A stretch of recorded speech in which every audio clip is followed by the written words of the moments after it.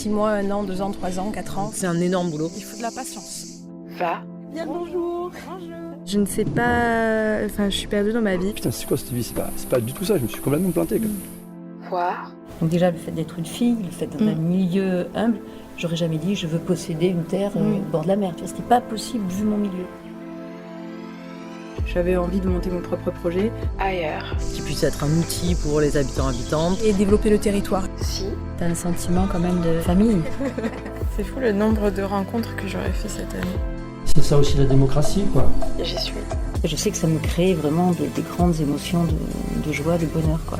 Je peux plus séparer en fait mon activité professionnelle de mes loisirs. Enfin, pour moi, ça me paraissait incohérent. Il fallait vraiment que toute ma vie ait du sens en fait. Marina, Mélanie, qui font le tour des écolieux de France ou de Méditerranée. C'est rigolo cette petite moumoute là.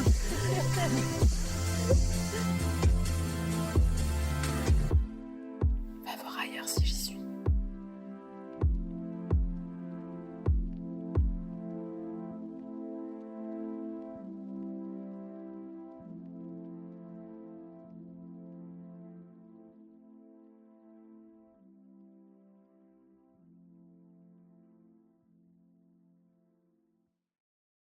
Il y a tout à faire. Au lieu d'emmerder nos gamins au lycée et leur dire « Ah mais il faut que vous ayez un job !» Putain, mais qu'est-ce qu'on en a à foutre? Mais il y a le monde à sauver, quoi. Du coup, qu'est-ce qu'on en a à faire de gagner 3000 balles par mois, quoi. On n'y arrivera pas sans les jeunes, on n'y arrivera pas sans les artistes, on n'y arrivera pas sans la société civile. Parce qu'en fait, c'est tout notre rapport au temps, à l'argent, qui va changer. Épisode 7. La culture au service de la transition.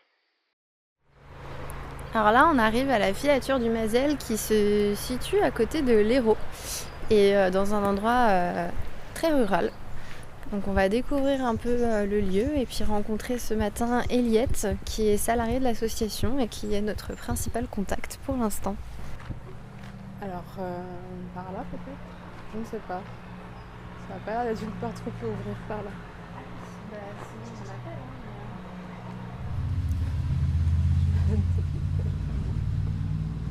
Bonjour. Bon, je viens de m'apercevoir que j'ai pas les clés de la filature. Ah mince. Je suis désolée, je rentre de vacances. J'ai enlevé mes clés du boulot et je sais plus où elles sont. Voilà, donc je peux pas vous ouvrir. Bon, ben c'est pas grave. Aujourd'hui, elles sont quelque part. Je sais pas, comme j'étais en rando, j'ai posé mes clés de boulot. Je vais les retrouver, mais elles sont certainement chez moi. Ok, bon, c'est et pas grave. aujourd'hui, il y a personne. Ah, ok, voilà. Bon, personne. Je vois sur le... Voilà, on voit vite. Le parking est vide. La filature du Mazel, c'est ce bâtiment. C'est une association dont moi je suis salariée. Et c'est aussi une communauté de travail puisque c'est un tiers-lieu qui n'est pas aussi structuré dans ses missions de tiers-lieu que comme Bouillon Cube par exemple. En fait, la filature du Mazel, cette communauté, elle est issue d'une volonté d'installer dans ce bâtiment une dynamique culturelle qui date quand même déjà une bonne dizaine d'années, avec d'abord une dynamique vraiment associative, purement bénévole. Et puis la communauté des communes a mordu dans le projet et a confié notamment la mission de la lecture publique à l'association et la gestion de deux étages en fait d'un étage et demi du bâtiment filature du Mazel. Donc à partir de ces missions-là, des lignes de financement ont été mises en place, ce qui a permis des travaux vraiment importants, onéreux, et donc on est très soutenus par nos collectivités de référence. D'abord la communauté des communes, les communes environnantes, le département et l'État. La région suit sur des travaux d'investissement et un peu de fonctionnement sur le tiers-lieu, mais de façon très légère. Et donc ces travaux ont permis donc de faire émerger plusieurs espaces. Un espace de coworking que vous voyez là par la porte fermée. Une salle de résidence qui est occupée actuellement par une compagnie qui est au travail. Ah oui, vendredi, nous sommes le 15 et le 15 à 18h, il y a une sortie de résidence d'une compagnie. Voilà, que vous dire d'autre? Enfin, il y a beaucoup de choses à vous dire. Et donc ensuite, l'association de la filature du Mazel gère un petit peu la dynamique ici, sachant que pour le moment, il n'y a qu'un seul salarié, moi. Donc ça fait beaucoup parce qu'il y a des missions en interne et il y a aussi beaucoup de missions à l'extérieur sur le territoire de la communauté des communes. et que c'est plus facile aussi de bâtir des lignes, de trouver aussi des fonds sur des missions en rayonnement sur un territoire rural comme ça. C'est la grande différence aussi d'ergonomie et d'assises financières des dispositifs que vous avez pu voir suivant le moment où vous êtes en zone urbaine ou périurbaine ou carrément rurale. Mais après, ça se passe très bien avec les collectivités, on discute et ils font un effort énorme au vu de leur capacité. Voilà, là, la communauté des communes sort, il lui reste de sa poche chaque année 20 000 € rien que sur le bâtiment, vraiment sur le bâtiment. Je ne parle pas de chauffage, les fluides, ça coûte un fric monstre pour gérer un bâtiment comme ça.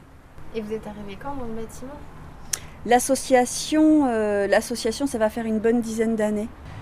Je crois, démarrage de l'asso, je ne sais plus si c'est 2011, moi j'y étais pas, mais je crois que c'est de cet ordre-là. Et donc ma prédécesseur Claire Schneider y a travaillé comme présidente, comme bénévole pendant très longtemps.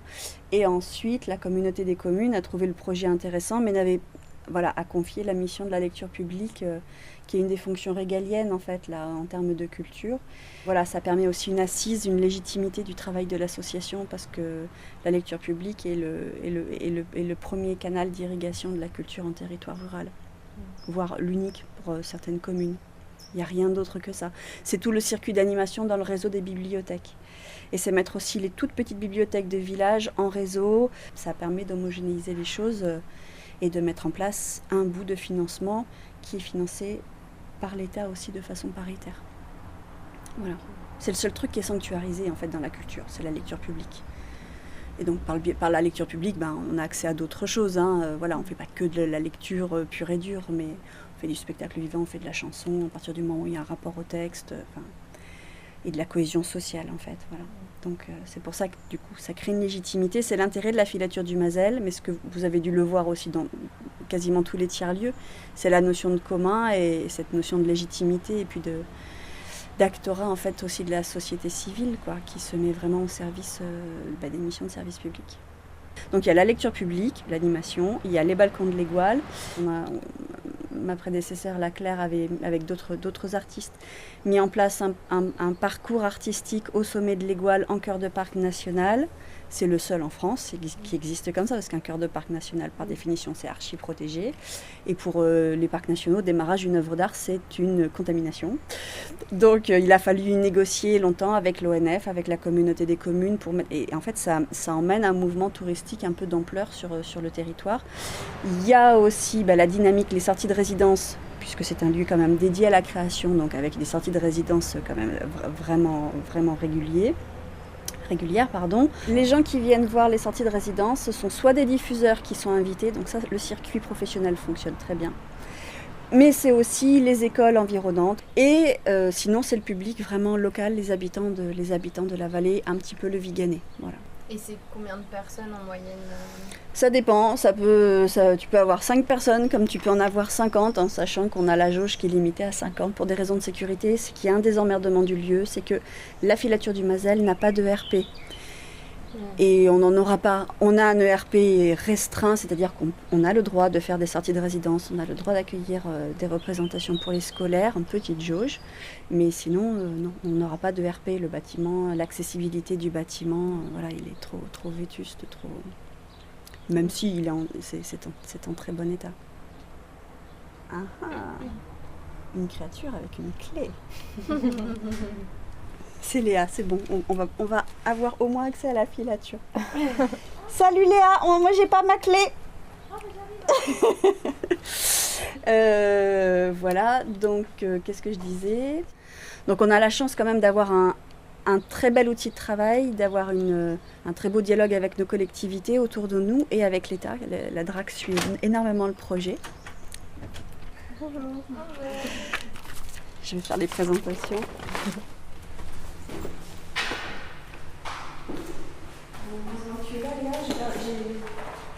Manger mes clés. Tous à personne ce matin. Bah oui, je vois bien que c'était tout. Léa, je te présente Marina et Mélanie, voilà. Léa, donc, qui font un road trip, un tour du sud des tiers-lieux culturels plutôt. Pas que, non forcément. Tiers-lieux, lieux alternatifs. Et donc une DELEA de Demain des Laux, qui est une agence d'accompagnement des collectivités, des acteurs de la culture, qui font de l'accompagnement administratif, stratégique, communication. Voilà, donc là l'espace de coworking. Et donc nous on est souverain là sur la gestion de cet espace. Donc là ce sont des participations aux frais, les bureaux, et donc on a plutôt des gens qui sont là de façon annuelle en fait. Et là, il y a une nouvelle tranche de travaux qui a été réalisée. Il y a 3 bureaux qui ont été en mézzanine, qui ont été financés. Et donc, on attend, on va pouvoir les louer et les mettre à disposition de nouveaux coworkers. Voilà. Okay. Merci, je t'en remercie. Voilà la salle de résidence dévolue au spectacle vivant. Donc là, actuellement, il y a une compagnie qui répète. Voilà. Donc là, des gros travaux qui ont été réalisés, un bel équipement, là, ça fait un bel espace de travail professionnel dévolu au spectacle vivant. On a l'équivalent de la salle de coworking, là, à l'étage du bas. Et celui-ci, donc, on l'appelle la salle blanche. En fait, elle sert plutôt pour les artistes plasticiens, les artistes numériques, les gens qui n'ont pas besoin de travailler au plateau. Et ensuite, dans le bas, il y a encore d'autres structures, parce que là, je montrais la salle de coworking, où là, c'est l'association Filature qui gère les espaces. C'est des frais de mise à disposition des espaces. Et en bas, il y a d'autres locaux avec différentes structures. Et là, ce sont des locaux qui sont loués en ligne directe à la communauté des communes, puisqu'en fait, le bâtiment est géré par bail amphithéotique par la communauté des communes. Pour vous résumer rapidement ce qu'est un bail amphithéotique, je me suis appuyée sur la définition qu'on trouve dans l'article de Legal Place qui s'intitule « Bail amphithéotique, définition, droits et obligations ». Donc je lis « Un bail amphithéotique, également appelé amphithéose, est un bail immobilier ou contrat de location dont la durée est extrêmement longue. Ce contrat est conclu pour 18 ans au minimum et peut dépasser les 99 ans jusqu'à 999 ans dans certains pays. » Ce qu'il est important de retenir par rapport au bail amphithéotique, comme c'est précisé dans l'article, le contrat de bail amphithéotique donne un droit réel immobilier à l'amphithéote, le locataire. En fait, comme c'est précisé dans l'article, je cite, « Dans le cadre d'un bail amphithéotique, l'amphithéote est plus qu'un simple locataire car ce bail lui confère un droit réel sur le bien. Il est un quasi-propriétaire de celui-ci. » Alors évidemment, il y a des obligations des deux côtés, du côté du bailleur et du côté de l'amphithéote, donc le locataire, mais je vous laisse consulter l'article pour avoir la définition et les conditions complètes de ce bail. Puisqu'en fait, le bâtiment est géré par bail amphithéotique par la communauté des communes. Voilà. D'accord. Puisque c'était un bâtiment industriel, bâti au 19e, bien sûr, dans l'explosion de la culture de la soie en Cévennes. Donc c'est vrai qu'après, c'est des lieux, ces filatures, elles sont emblématiques en termes de patrimoine architectural. Et c'est pour ça que d'y installer des projets culturels, ça reste aussi emblématique du territoire. Voilà. Mais il faut reconstruire tout un fil, voilà, c'est ce qu'on fait. Donc, moi je vais repartir parce qu'il faut que, moi de toute façon, je monte sur la montagne après. Oui. Ce que je vais faire, c'est que je vais enregistrer. Qui c'est ce qui m'a appelé? C'est toi? Oui. C'est Marina?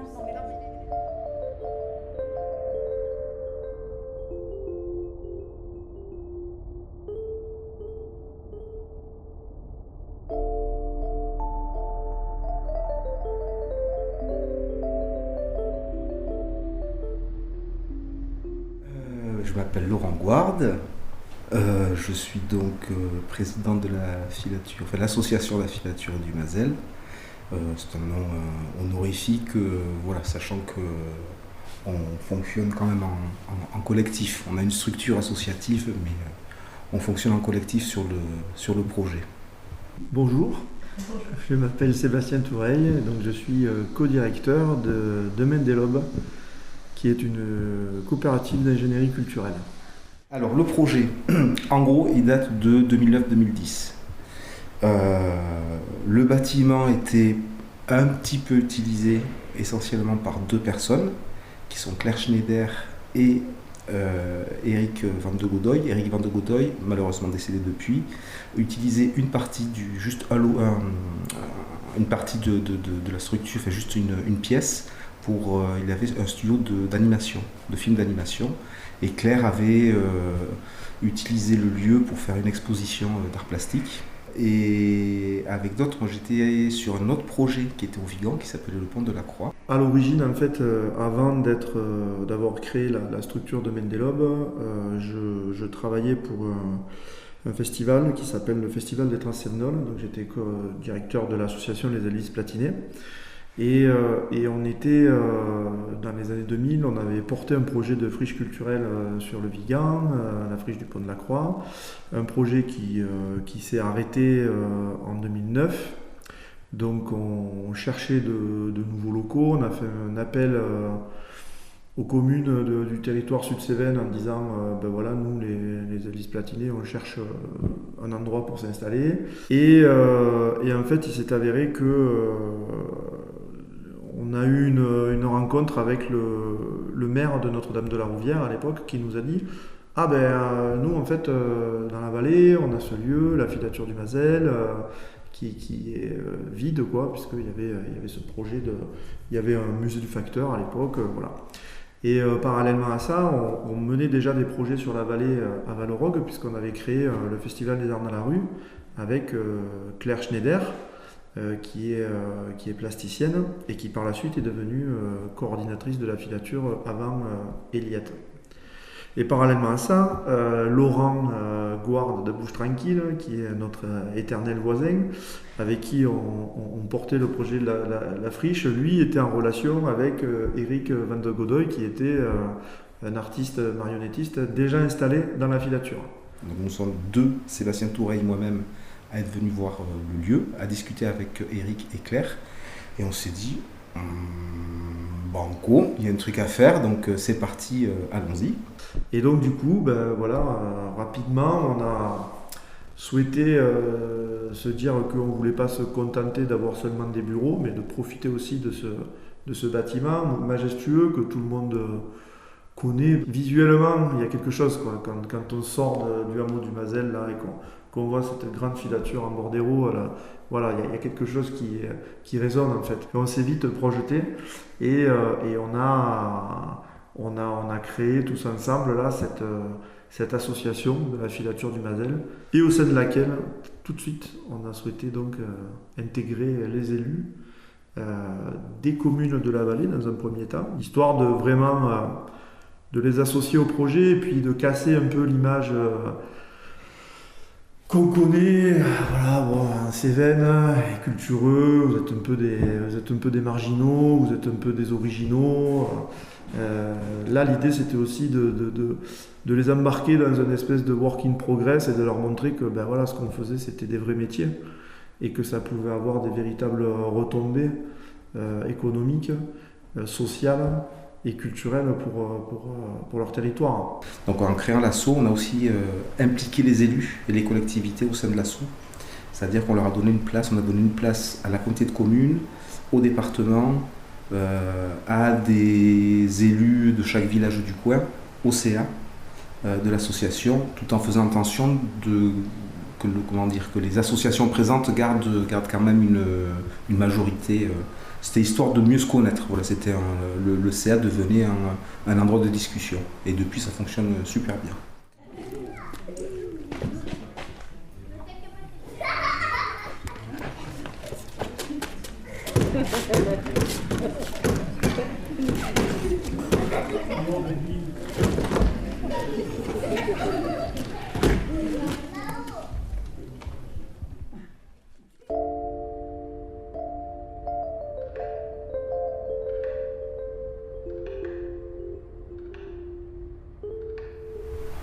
Ce que je trouve intéressant dans ce type de lieu en milieu rural, après c'est peut-être assez spécifique à la région, mais à Bouillon-Cube on avait déjà observé ça, c'est que en fait le tiers-lieu c'est pas seulement des missions au sein d'un bâtiment, donc d'un lieu, c'est aussi des activités qui se font hors les murs. Et c'est vrai que moi dans la définition de tiers-lieu c'est quelque chose que j'avais pas forcément envisagé. En fait moi je fixais ça beaucoup autour d'un lieu physique et je trouve que c'est intéressant cette question aussi de lieu nomade en fait. Un tiers-lieu c'est plus un ensemble d'acteurs et finalement je suis en train de revoir ma perspective et me dire que oui, je pense qu'on peut être un tiers-lieu et ne pas avoir de murs, de bâtiments. Et finalement, c'est peut-être plus l'ancrage sur le territoire qui prime. Et je trouve ça super intéressant.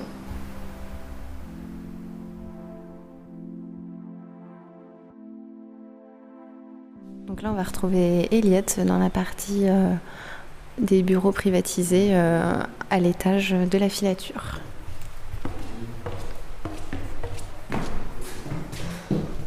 Il faut laisser ouvert, on va mourir. Ok, c'est vrai qu'on a fait ça avec Laurent il y a 2 jours. On avait très chaud, mais après on transpire, mais bon, c'est... À ce moment-là, l'une des priorités d'Eliette pour l'année qui allait suivre était de pouvoir se dégager du temps pour recruter une nouvelle personne. En effet, c'est une problématique qui est complexe sur tous les lieux sur lesquels on s'est rendu.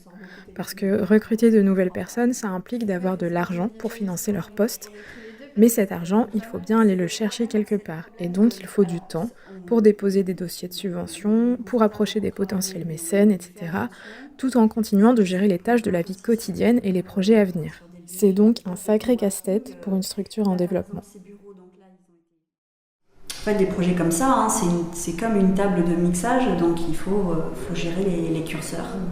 Et année après année, on se dit, bon, moi quand j'ai pris le poste, j'ai mis le curseur quand même sur l'opérationnel et sur le stratégique, beaucoup, pour réimplanter une capillarité plus forte de la filature du Mazel sur son territoire. Donc ça, ce travail-là, il est bien fait. Là, sur l'année à venir, il y a un curseur à monter sur l'administratif pour aller chercher des moyens, quoi, voilà. Et toi, ça, c'est des compétences que tu as déjà ? Oui. Moi, de formation, j'ai une thèse de sociologie politique culturelle. J'ai dirigé, j'ai été présidente du théâtre de la Vista pendant une dizaine d'années. En fait, c'est là où j'ai appris le terrain avec la directrice. Il y avait une directrice formidable d'ailleurs, Lise Sinou. Donc entre ça, mes activités de chercheuse et de responsabilité dans les labos où aussi on fait du financement, j'ai pas peur de gérer de l'argent public. Et en plus, la filature est accompagnée par Demain dès l'aube, qui fait de l'accompagnement au fil de l'eau et aussi stratégique, ce qui permet d'avoir un échange, un espace de ping-pong pour se dire, justement, on va sur tel ou tel type de financement. Qu'est-ce qui est le plus rentable? C'est toujours mieux d'être à plusieurs cerveaux pour arbitrer ça. En plus, moi, je préfère travailler en équipe. Et puis, on a un cabinet comptable et on a maintenant un expert comptable. Voilà, donc, je veux dire aussi en termes de gestion de la filature, même si des fois c'est un petit peu lourd. Là, on est sur un volume global de 90 000 € à peu près. Donc voilà, on a largement de la marge de progression. Ce qu'il faut, c'est bâtir l'assise, bâtir, elle est bâtie, mais faire évoluer l'assise, la légitimité des actions, parce que c'est là où on récupère des thunes, de toute façon, subventions ou contrats, n'importe, mais c'est de faire les bonnes propositions au bon moment. Et à la filature du Mazel, je suis la directrice, je suis la seule salariée, voilà. Et mes missions, c'est à la fois, comme je le disais tout à l'heure, de l'opérationnel, avec les missions dédiées de la filature, qui sont l'animation, la mission de la lecture publique sur le réseau des 11 petites bibliothèques sur le territoire de la communauté des communes. Donc ça, c'est une délégation, c'est une mission par délégation de la communauté des communes, qui représente un mi-temps. Il y a aussi la mission importante des balcons de l'Égoile qui a émané donc de ma prédécesseur Claire Schneider et puis d'un groupe en fait d'artistes plasticiennes, et c'est devenu un projet un peu emblématique de l'identité culturelle du territoire. Et pour ce projet, on a donc 3 autres partenaires, la communauté des communes, le Parc national des Cévennes et l'Office national des forêts. Et en fait, le land art est l'activité qui génère le plus de public. Et est-ce que tu peux nous parler globalement un peu du projet de la filature du Mazel? Quelles sont ses orientations, ses valeurs? Donc la filature du Mazel, donc c'est un projet qui a un peu plus d'une dizaine d'années, d'abord qui s'est implanté là de façon purement bénévole, purement associatif. Donc en se disant où au démarrage, vraiment les valeurs, c'était l'accès à la culture, de pouvoir permettre à un territoire rural d'avoir accès à des productions culturelles. Donc d'une part, une orientation en direction du public et une orientation aussi en direction des structures, des compagnies. Le souhait aussi de mettre à disposition dans des locaux, en zone rurale, dans l'arrière-pays où il n'y a pas d'équipement, ou quasi pas. Le seul équipement que l'on a ici, c'est le théâtre de l'Albarède. d'avoir une scène, d'avoir un plateau dédié, équipé de façon professionnelle pour qu'il y ait un espace de création disponible à des prix solidaires aussi. Voilà, parce qu'on met à disposition le plateau pour 15 € par jour, ce qui est rien.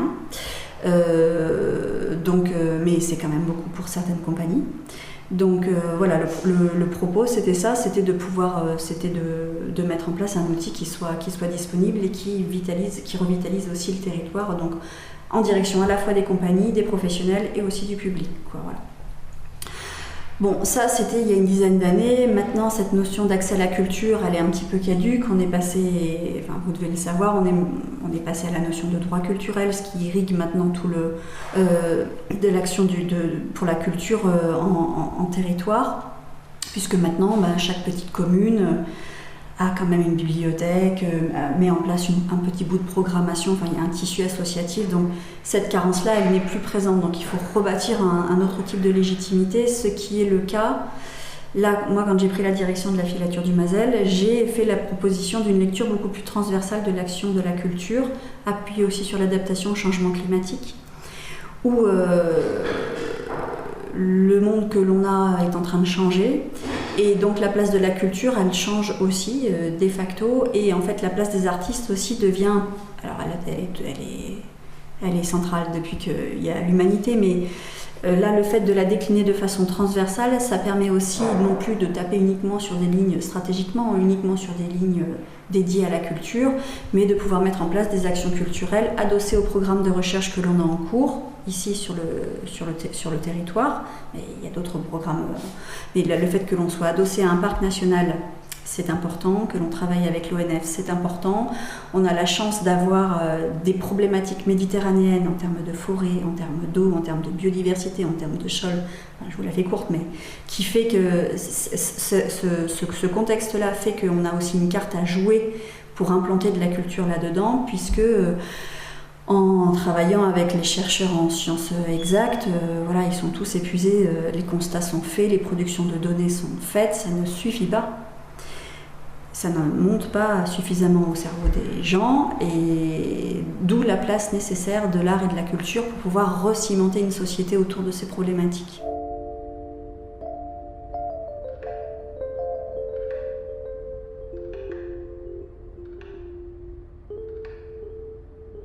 Donc là, l'orientation un petit peu de la filature que moi j'essaye de mettre en place là depuis quelques mois, c'est ça, c'est-à-dire de remettre au cœur un tiers-lieu avec une place de la société civile un petit peu différente, un espace différent. Toute cette dynamique de tiers-lieu, elle reste à construire là, la filature du Mazel.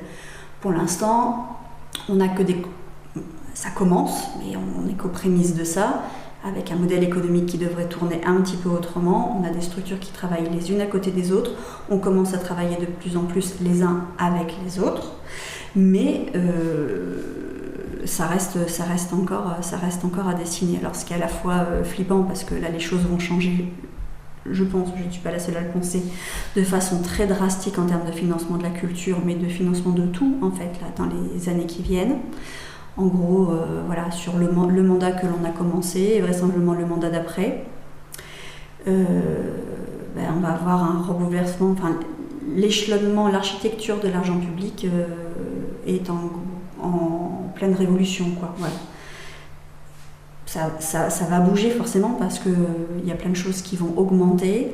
On le voit aussi au niveau des collectivités sur la gestion des flux, par exemple, que ce soit l'énergie, que ce soit l'électricité, que ce soit l'eau aussi. Il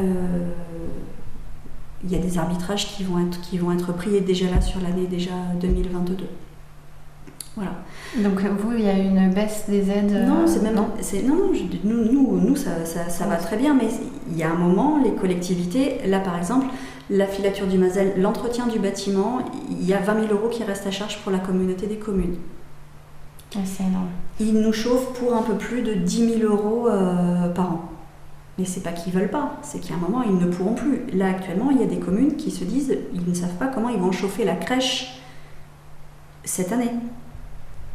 Donc c'est pas nous, le propos aussi, et c'est pour ça que la filature du Mazel participe à maintenant, je ne sais plus combien, comité de pilotage, voilà, 9, voilà, mais dans les 9, il y a l'opérationnel habituel, je vais dire, sur la lecture publique, sur le land art, on est sur des actions purement artistiques et ou culturelles. Mais aussi, là, il y a les nouveaux comités de pilotage où on est sur la Convention globale de territoire qui est signée avec la CAF, enfin, voilà, vraiment on est en réflexion aussi un peu sur des choses sur l'agriculture, enfin, pour que la culture soit au cœur en fait de toutes les problématiques, pour avoir cette capacité d'adaptation et en fait de transition en fait. Et c'est plus facile de le faire, c'est plus facile et on a besoin aussi de la vision des artistes au milieu de ça. Si on n'a qu'un discours technocratique et si on n'a qu'un discours scientifique, la fragmentation de la société, là, telle qu'il est déjà sociologiquement en place, je vous renvoie aux travaux, je sais pas, par exemple la France vue d'en haut, qui est une bonne synthèse, qui montre bien de Jérôme Fourquet, voilà, qui a un bouquin accessible, voilà, qui montre bien ces processus de fragmentation de nos sociétés contemporaines. Sur des territoires comme ça, la filature, le fil que la filature peut tisser, c'est ça, c'est de revenir, mais du coup on se saisit de problématiques, on se dit pas juste, c'est différent d'arriver en disant il faut de la culture pour de la culture, mais ça on n'en a plus rien à foutre, évidemment qu'il faut de la culture, mais à partir du moment où il y a des hommes, il y a de la culture, on n'a pas forcément besoin d'associations de structures. Enfin, moi c'est mon propos, parce que je ne suis pas artiste. Mais c'est de mettre une place culturelle et artistique et de bonne volée au niveau de toutes les problématiques que l'on a sur le territoire, parce que c'est ce qui permet d'emmener le groupe et de resuturer les choses. Voilà. Si on a une structure qui met en place de la médiation, où on fait passer à la fois les données scientifiques et où on fait passer aussi le moment d'émerveillement, aussi de se dire qu'est-ce qui fait qu'on est homme, et de se saisir, de se dire mais c'est pas juste que les mecs ils sont juste écolos et qu'ils ont envie de vous emmerder, c'est qu'en fait ça concerne absolument tout le monde. Donc voilà, ça concerne. Donc on défend aussi cette vision-là aussi par le biais de ces différents comités de pilotage qui nous permettent aussi accessoirement d'aller trouver des fonds. Et les fonds pour mener ce travail-là, ils sont au niveau du commissariat du Massif, ils sont au niveau de l'Europe, et on a déjà un effort vraiment certain qui est réalisé par notre collectivité de référence qui est la communauté des communes Cossé-Goual-Cévennes Terre Solidaire, qui n'a pas de moyens. En Cévennes, ils n'ont pas un radis, mais qui font des efforts énormes pour pouvoir soutenir un projet comme ça. Ok.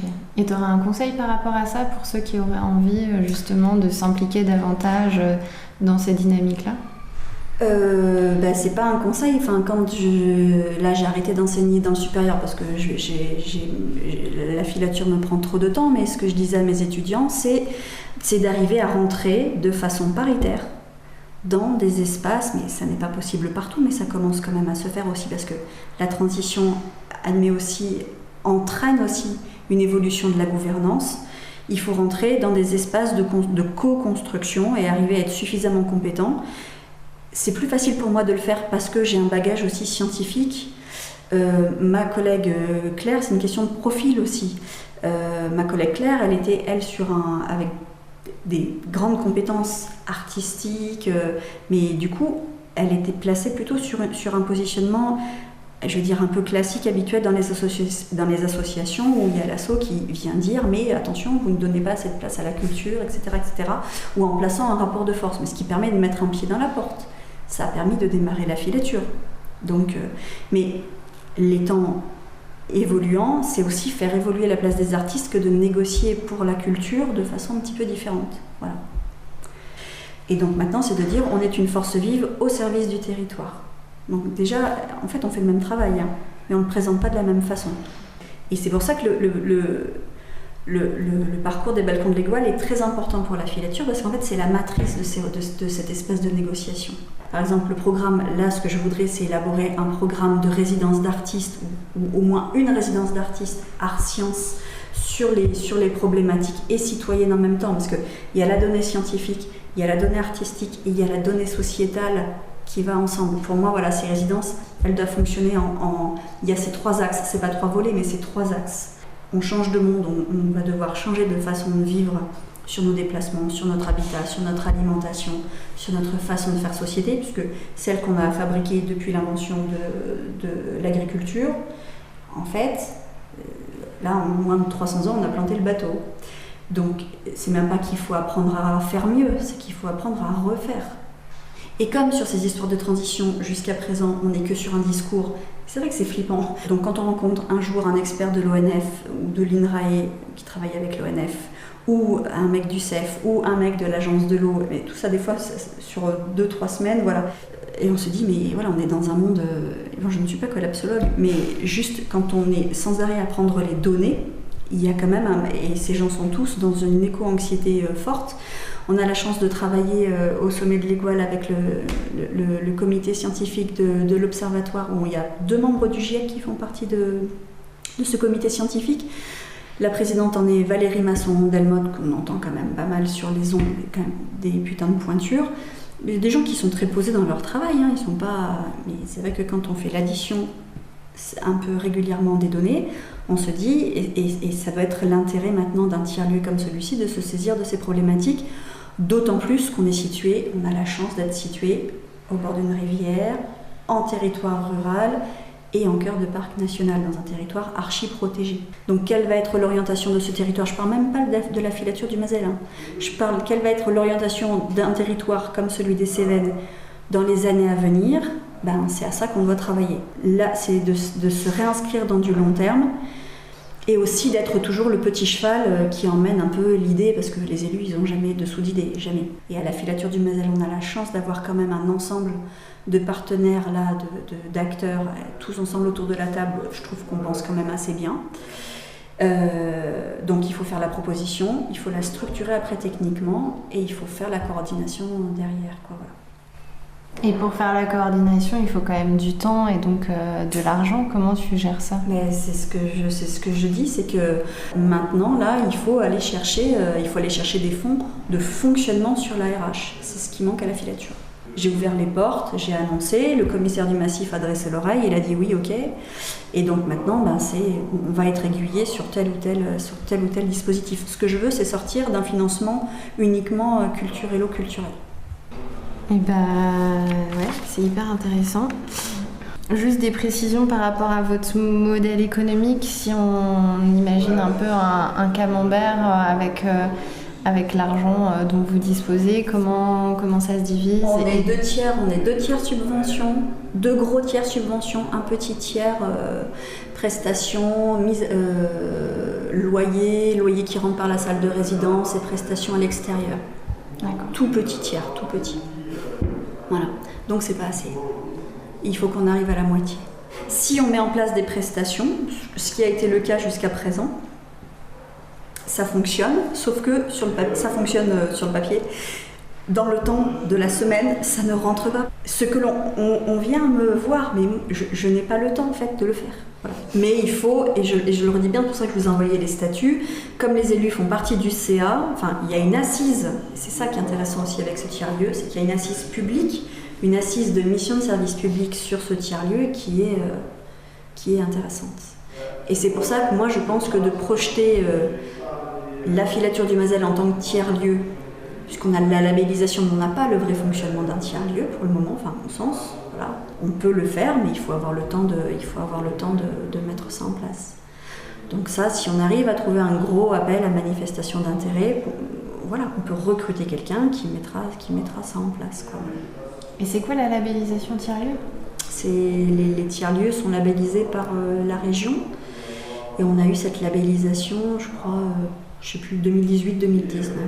Et ça vous a apporté des financements? Oui, par la région, oui, tout à fait. Ce que je prévois sur 2023, c'est baisser un petit peu ce curseur d'opérationnel, un petit peu, et faire monter du temps administratif. Et ce travail-là est déjà en place, puisque j'ai rendez-vous par exemple le 30 août avec la DRAC, pour dire, voilà, on est financé dans le cadre du schéma départemental du Gard pour la culture, à hauteur de 10 000 € par la DRAC, 10 000 € par le département. Et là, il faut que ça monte, mais il faut que monte aussi, on a tout un travail de lobbying à faire au niveau de la région qui ne participe pas suffisamment au financement de la filature du Mazel. Après, la lecture publique passe en fonctionnement parce que ça paye la moitié de mon poste, mais de facto, en fait, c'est pas du fonctionnement. Oui, c'est un projet. D'accord, voilà, c'est une mission. Et puis, comme je le disais, les collectivités sont quand même soumises à des contraintes croissantes. Et là, là, il y a des bords qui commencent à devenir tranchants. C'est pas contre du tout la filature du Mazel, c'est pour les collectivités, les contraintes, je pense aux problématiques de l'eau là sur le territoire. Je discute très très bien avec pas mal de maires là, du conseil communautaire et les maires commencent à être soumis à des problématiques qui sont insolubles en fait. Il faut de l'eau pour donner à boire aux gens, il faut de l'eau pour donner à boire aux brebis, il faut de l'eau pour faire pousser les oignons doux dans la vallée de Valrogue. Et en fait là, il faut de l'eau pour faire venir les touristes. Et s'il n'y a plus d'eau, on a une économie qui s'écroule. On n'en est pas loin. Voilà, c'est dur à dire, mais ce sont des choses qui sont dites, par exemple en conseil d'administration du parc national des Cévennes, c'est pas dit comme ça, mais on rentre en grande tension. C'est ça que je veux dire. Voilà. On rentre en grande tension et cette charge-là, elle repose beaucoup sur nos élus locaux. Et il n'y a rien de plus culturel que ça, je veux dire. Donc c'est pour ça que de remettre... Voilà, c'est d'orienter les projets. On ne dit pas on fait du spectacle vivant pour faire du spectacle vivant. C'est un positionnement de la culture beaucoup plus transversal, quoi. Voilà. C'est vraiment un projet de société, quoi. Donc on déplace l'argumentaire. Mais ça ne peut se faire que par une assise et un travail de confiance avec les collectivités. Mais ça, il faut des années pour le faire.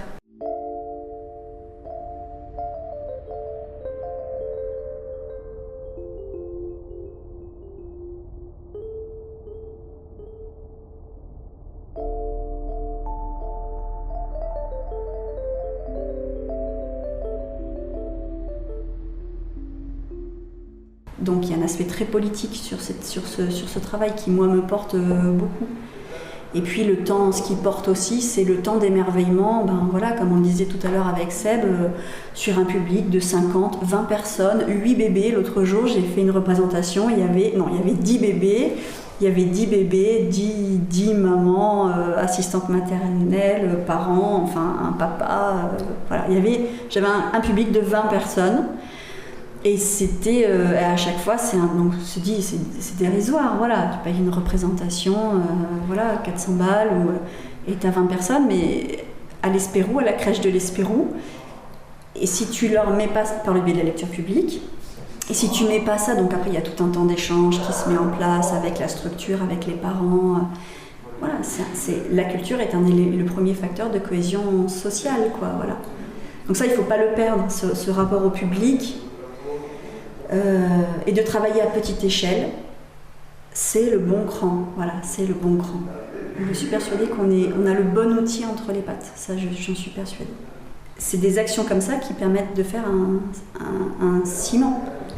S'il n'y a pas ça, ou si ça se fragmente encore plus, qu'est-ce qui reste pour faire du lien quand on voit la désincarnation des moyens qui sont donnés, par exemple, à l'éducation nationale, ou voilà, qu'est-ce qui reste si on n'est pas là? Il y a d'autres choses, mais on est un cran important. Si on enlève l'action de la filature du Mazel là, sur le territoire là, de moyenne montagne que l'on a, ça fait un gros trou quand même. Voilà. En tout cas, ouais, c'est hyper intéressant, et c'est vrai que moi, ça m'amène à bien réfléchir et me dire il va falloir que je travaille aussi sur ma capacité à faire du lien avec les acteurs. C'est la question de la légitimité des projets, c'est-à-dire qu'on peut partir sur des idées de projets et ça porte énormément le personnel, de se dire je sais que mon idée elle est bonne et elle peut l'être, mais en fait le monde étant ce qu'il est et on s'y heurte parce qu'en face on a un élu qui pense, et souvent il pense comme ça.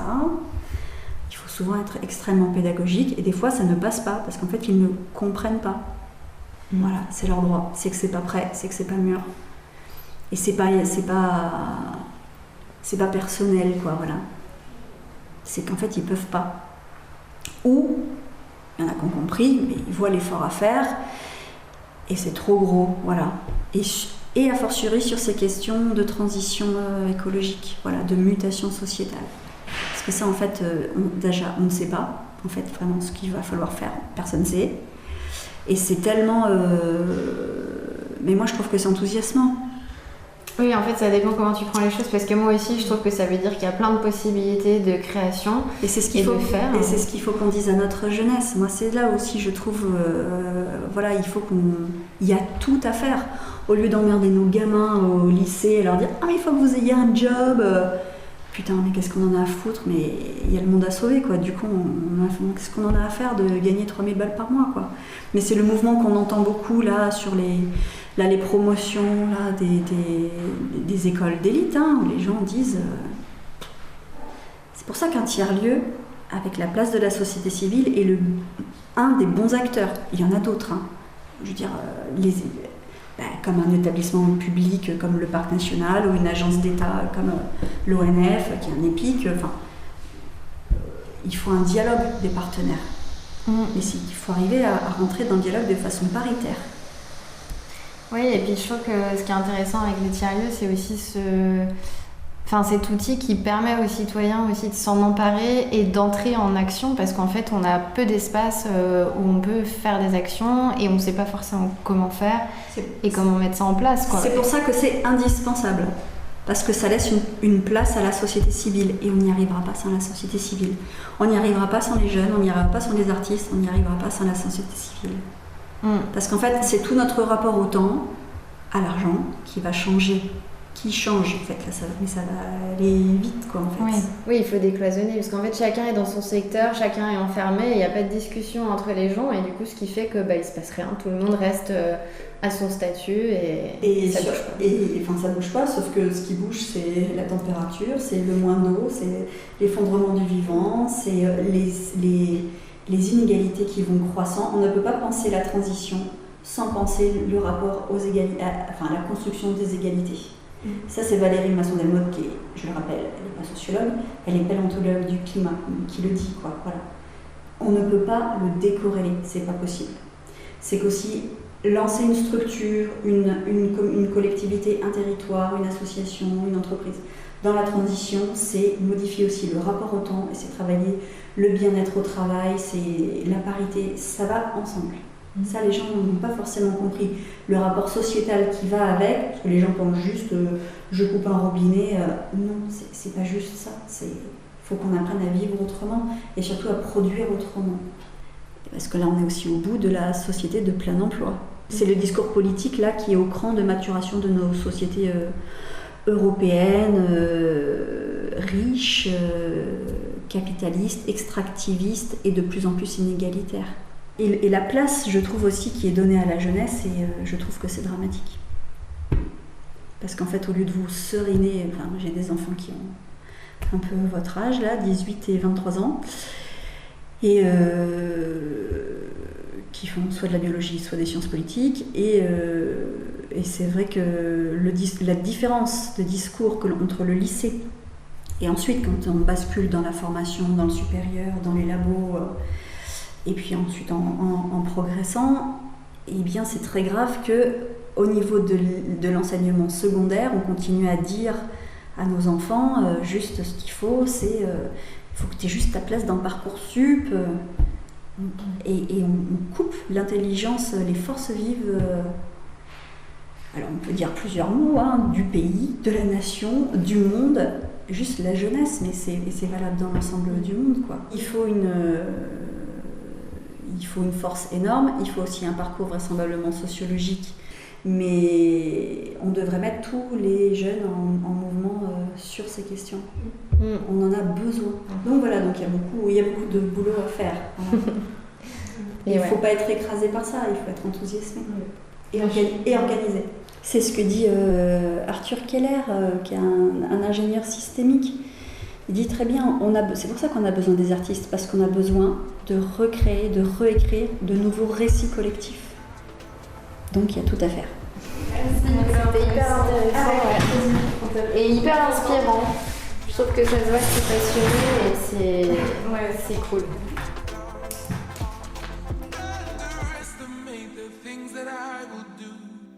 On remercie Eliette pour ces échanges.